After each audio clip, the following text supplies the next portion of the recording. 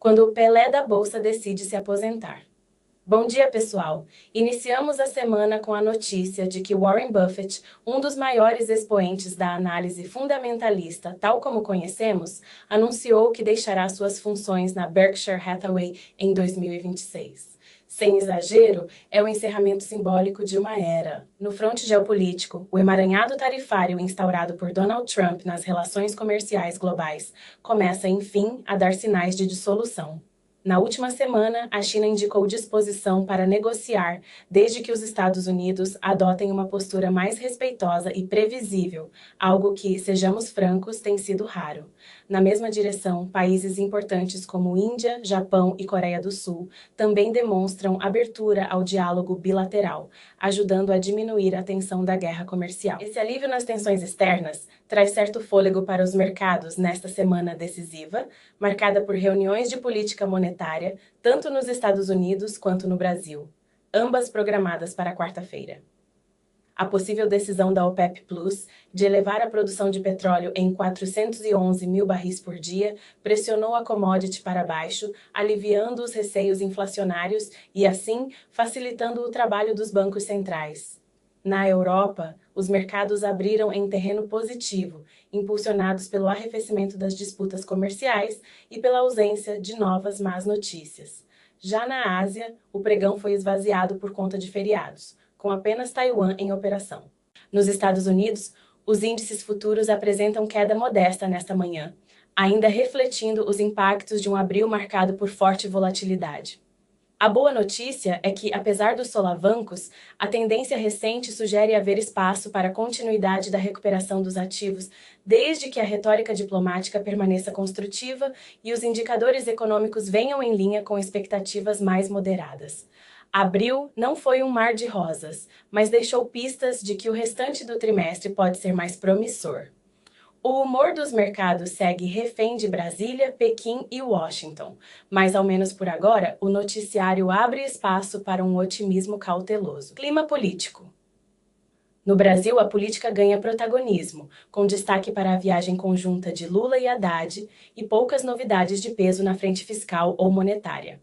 Ainda assim, o governo será desafiado em duas frentes: a já desgastada articulação no Congresso e o desfecho do escândalo de fraudes no INSS, que resultou na saída de Carlos Lupe do Ministério da Previdência. Em seu lugar, entra Volney Queiroz, também do PDT e atual número 2 da pasta, o que reduz a tensão interna no partido, mas não elimina o fato de que Lupe, presidente da sigla, foi afastado. Vale lembrar que ele também foi exonerado do ministério durante o primeiro governo Dilma por razões semelhantes.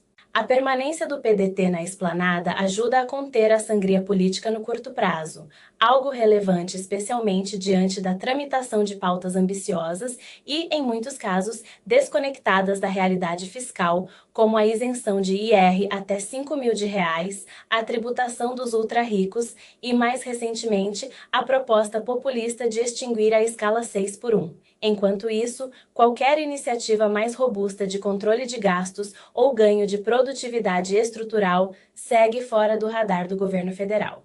Essa ausência preocupa e evidencia uma preferência por agendas eleitorais em detrimento de reformas com impacto macroeconômico real. No campo dos juros, o Banco Central deve promover mais um corte de 0,50 ponto percentual na Selic, conforme sinalizado previamente. A dúvida recai sobre se esse será, de fato, o fim do ciclo de redução, ou se ainda teremos mais uma diminuição pontual de 0,25 ponto nas próximas decisões. A autoridade monetária deve manter o tom cauteloso diante da persistência da inflação, sobretudo nos núcleos ligados a serviços e ao mercado de trabalho. Simultaneamente, a temporada de balanços corporativos ganha tração, com os grandes bancos ocupando o centro das atenções nos próximos dias. Será um bom termômetro para avaliar o impacto do ambiente macroeconômico, marcado por juros elevados, inadimplência e crescimento tímido, sobre as margens e a rentabilidade das instituições. Mesmo com o ruído político, é no desempenho das empresas que o investidor encontrará os sinais mais concretos de valor ou de risco. Nenhum corte por hora. Nos Estados Unidos, a última semana terminou em tom claramente positivo, impulsionada por um relatório de empregos mais forte que o esperado e por indícios de que a guerra tarifária impulsionada por Trump pode finalmente dar espaço a uma trégua comercial minimamente racional. O reflexo foi uma nova onda de valorização das ações, com o S&P 500 registrando sua nona alta consecutiva, a maior sequência desde novembro de 2004. A ironia é evidente. Bastou Trump sair um pouco de cena para que o mercado reencontrasse algum senso de direção. Nesta semana, os índices futuros operam com leve recuo, algo natural após uma sequência tão prolongada de ganhos. Ainda assim, não seria surpreendente se os mercados voltassem a subir, e eventuais correções pontuais seriam até saudáveis como ajuste técnico. Na agenda, o principal destaque é a decisão do Federal Reserve sobre os juros. O consenso aponta para a manutenção das taxas, mas o que realmente interessa é o tom do comunicado. Qualquer indicação de mudança na postura da autoridade monetária pode afetar fortemente o apetite por risco. A agenda que não foi. Ainda nos Estados Unidos, a proposta orçamentária de Trump para 2026 projeta um corte de cerca de 163 bilhões de dólares nas despesas federais, com reduções significativas nas áreas de educação, menos 12 bilhões de dólares, e saúde, queda de 9 bilhões de dólares para 4 bilhões de dólares. Habitação, meio ambiente, trabalho e ajuda externa também sofreriam cortes. No total, o plano reduz os gastos em 23% em relação aos níveis atuais. Por outro lado, prevê aumento de 13% nos gastos militares, ultrapassando a marca de 1 trilhão de dólares, e um salto de 65% na verba destinada à segurança de fronteiras. Trata-se de uma proposta típica de orçamento enxuto, mais próxima de uma carta de intenções do que de um plano viável de aprovação. Ainda assim, o documento sinaliza as prioridades do atual governo e deve guiar a atuação de Scott Bessent à frente do Tesouro, especialmente na tentativa de conter o déficit. Uma medida amarga, mas necessária. A ideia de um Estado mais eficiente e focado em competitividade agradou aos mercados no fim do ano passado, gerando expectativas de que os Estados Unidos pudessem se tornar um exemplo de responsabilidade fiscal. O problema? Essa narrativa só emergiu após o caos tarifário e a turbulência diplomática. A agenda correta apareceu, mas no momento inadequado. O dilema está no contraste. Uma pauta economicamente promissora, nascida dos escombros de uma estratégia comercial improvisada. O que poderia ser uma vitrine de racionalidade fiscal virou apenas mais um capítulo de um roteiro imprevisível, em que bons sinais convivem com barulho excessivo. Ainda assim, vale acompanhar. Quem sabe algo positivo surja, mesmo que por acaso. O pêndulo segue no mesmo lugar. Tal como no Canadá, a Austrália também sentiu os reflexos do trumpismo em sua política interna.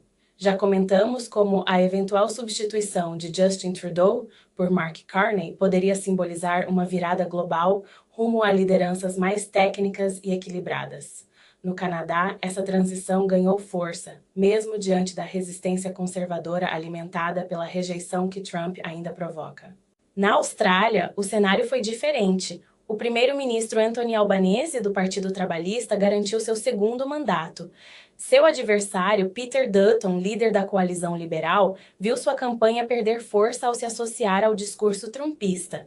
Apesar de uma agenda econômica bem recebida por parte dos mercados, Dutton foi arrastado pela retórica radical e acabou tendo um desempenho inferior ao da eleição anterior. A imagem de um representante local de Trump acabou minando sua candidatura. Ainda que Albanese não represente uma guinada à esquerda, é na prática um centrista, o fato de não haver uma mudança clara de comando na Austrália gera dúvidas sobre a força do movimento de alternância de poder que parecia ganhar corpo.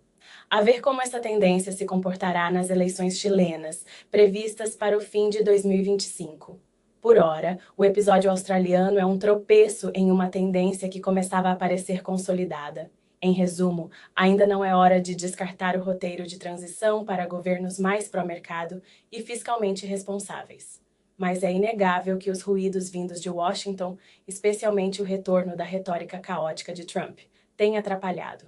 Quando o mensageiro compromete a mensagem, até boas ideias perdem força. Seguimos atentos. Uma era se encerra. Foi em Omaha, como não poderia deixar de ser, que o mercado financeiro ouviu a notícia que há anos era aguardada como inevitável. Warren Buffett deixará, até o fim de 2025, o comando da Berkshire Hathaway. O anúncio, feito de forma espontânea, surpreendeu até Greg Abel, o sucessor designado. O silêncio inicial deu lugar a uma longa salva de palmas. Não se celebrava apenas um executivo, mas o encerramento simbólico de uma era do capitalismo. Buffett assumiu em 1965 uma empresa têxtil decadente e a transformou ao longo de 6 décadas em um conglomerado avaliado em mais de US$ 1 trilhão, com 189 companhias e participações históricas em gigantes como Apple, Coca-Cola e American Express. Seu impacto, no entanto, vai muito além dos ativos adquiridos. Ele revolucionou a forma de encarar os investimentos, resgatando a importância da disciplina, da paciência e da racionalidade. Atributos quase anacrônicos num mundo de impulsividade digital e promessas de retorno imediato. Para se ter uma ideia, mesmo que as ações da Berkshire caíssem 99% hoje, ainda teriam superado o S&P 500 desde que Buffett assumiu. A média de retorno anual de 19,9% ao longo de quase 60 anos não é apenas um feito estatístico, é uma prova de que disciplina e visão de longo prazo podem superar qualquer moda passageira. Seu verdadeiro legado talvez esteja nas palavras. Suas cartas anuais aos acionistas se tornaram um gênero à parte. Ali, Buffett oferecia mais do que números, oferecia clareza. Agora o mercado perde mais do que um CEO. Perde um dos últimos defensores de uma abordagem ponderada, meticulosa e paciente ao investir. Fica o legado e a dúvida. Aprendemos o suficiente com ele para seguir em frente? Ainda vale a pena manter.